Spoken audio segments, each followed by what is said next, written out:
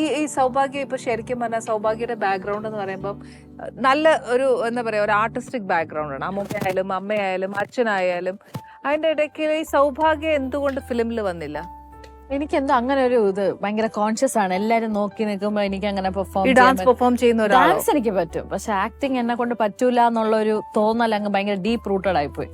പിന്നെ അത് കോൺഷ്യസ് ആയിരിക്കും. അതെ, അമൃതയുടെ തന്നെ വർക്കാണ് ഞാൻ കംഫർട്ടബിളി ചെയ്ത ഒരു വർക്ക്. സതീഷ് ഏട്ടൻ ചെയ്ത് നമ്മൾ രണ്ടുപേരും കൂടെ ഒരുമിച്ച് ചെയ്ത വർക്ക്. അത് എനിക്കൊരു വർക്ക് പ്ലേസ് പോലെ തോന്നിയില്ല. ഒരു ഫാമിലിയിൽ വന്ന് കുറച്ച് ടൈം സ്പെൻഡ് ചെയ്തിട്ട് പോകുന്ന പോലെ ഉണ്ടായിരുന്നു. ഇപ്പൊ ഈ കുഞ്ഞ് ഏതൊക്കെയോ ഭയങ്കര ഇഷ്ടമാണ് കേട്ടോ. അഡ്വർടൈസ്മെന്റ്സ് ചെയ്തു എന്ന് പറഞ്ഞു, ആഡ്സ് ഒക്കെ ഈ ജനറേഷനും ചെയ്തു. പിന്നെയാണ് സൗഭാഗ്യ ചെയ്യാൻ പാടില്ല ഒരു ചമ്മല്, അതൊരു ഇൻഹിബിഷൻ ഭയങ്കര കൂടുതൽ. അതിന് അർജുന്റെ ചെയ്തില്ലേ പ്രോത്സാഹനം? ഫോഴ്സ് ചെയ്യാത്ത ഒരാളാണ്. ഒരു കാര്യം ഫോഴ്സ് ചെയ്യില്ല, ചെയ്തേ പറ്റുള്ളൂ. അമ്മയാണ് അങ്ങനെയൊക്കെ ചെയ്താലേ പറ്റുള്ളൂ, സൗഭാഗ്യം അനുസരിച്ചേ പറ്റുള്ളൂ. അർജുൻ ചേട്ടൻ അങ്ങനെയില്ല, ഇഷ്ടമുണ്ടെങ്കിൽ ചെയ്യൂ, ഇഷ്ടമല്ലെങ്കിൽ വേണ്ട, അത്ര. ഓക്കെ. ഇതിന്റെ ഇടയ്ക്കാണെങ്കിൽ ഞാൻ ആലോചിക്കുമായിരുന്നു, ഇപ്പൊ നിങ്ങളുടെ ഈ കല്യാണം കഴിഞ്ഞു, ഇതെല്ലാം കഴിഞ്ഞപ്പോ ഉടനെ സോഷ്യൽ മീഡിയസ് കുറെ നെഗറ്റീവ്സ് എഴുതാൻ തുടങ്ങി അല്ലേ? ഞാൻ ഒരിടയ്ക്ക് ഞാൻ വായിക്കുന്ന തന്നെ നിങ്ങൾ ഡിവേഴ്സ് ആയിരുന്നോ എന്നൊക്കെ ഞാൻ വായിക്കുന്നു. ഞാൻ ഇത് എന്നതാ അർജുനെ അറസ്റ്റ് ചെയ്തു എന്നൊക്കെ പറഞ്ഞിട്ട് ഇഷ്ടം പോലെ ഇങ്ങനെ വരുന്നുണ്ട്. ഞാൻ ഇതൊക്കെ ശരിക്കും റിയൽ അല്ല, ഇവരൊക്കെ ചുമ്മാ എന്നതേലും ഒക്കെ ഒന്ന് പറഞ്ഞുണ്ടാക്കി വെച്ച് 10 കാശ് ഉണ്ടാക്കുക എന്ന് പറയാവുന്ന ഒരു പരിപാടിയാണ്.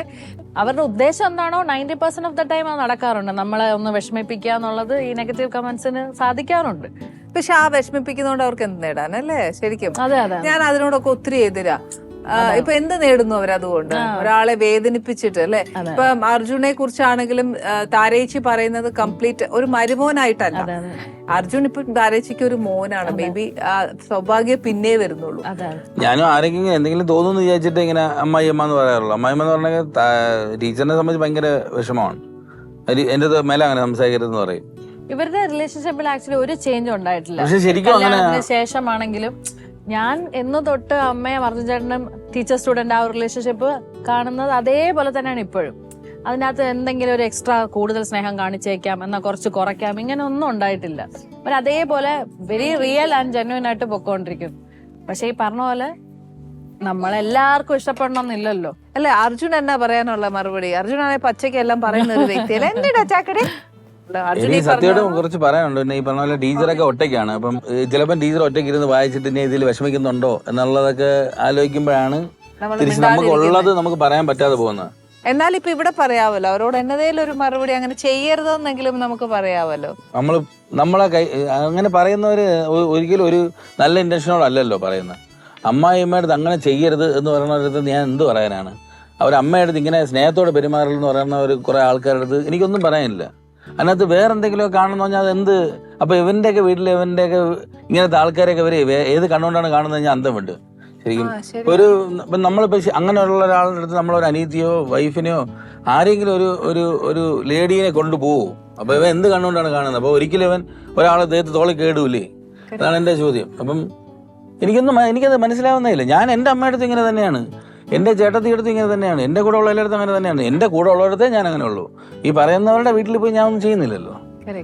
എല്ലാം ഒരു നെഗറ്റീവ് സെൻസിന് എടുക്കുക. സത്യമാണ്, അവരുടെ ആറ്റിറ്റ്യൂഡ് എന്താണെന്നുള്ളത് നമുക്ക് പറയാൻ പറ്റുന്നില്ല. പിന്നെ സോഷ്യൽ മീഡിയ പൊതുവെ ഒരു ഡംപിങ് പ്ലേസ് ആയിട്ട് എനിക്ക് എപ്പോഴും തോന്നും. അവനവന്റെ ഫ്രസ്ട്രേഷൻ, ലസ്റ്റ് ഇതൊക്കെ തീർക്കുന്ന ഒരു സ്ഥലമാണ് സോഷ്യൽ മീഡിയ.